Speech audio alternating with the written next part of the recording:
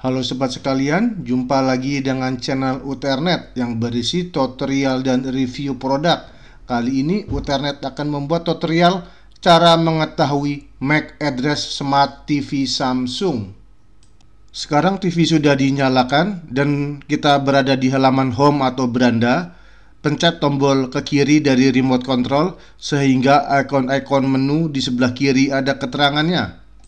Kemudian kita ke menu pengaturan atau setting yang berada di bawah. Selanjutnya ke kanan dan pilih semua pengaturan atau all setting. Di sini pilih dukungan atau support. Lalu ke kanan dan kita pilih tentang TV atau about TV. Ini adalah informasi mengenai TV kita. Sekarang coba scroll ke bawah jika perlu hingga beberapa kali hingga menemukan MAC address. Belum terlihat? Coba scroll lagi ke bawah. Nah, sudah ada MAC address atau alamat MAC.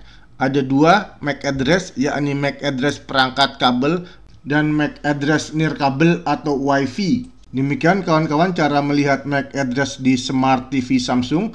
Silakan like video ini jika bermanfaat. Sampai jumpa pada video yang berikutnya.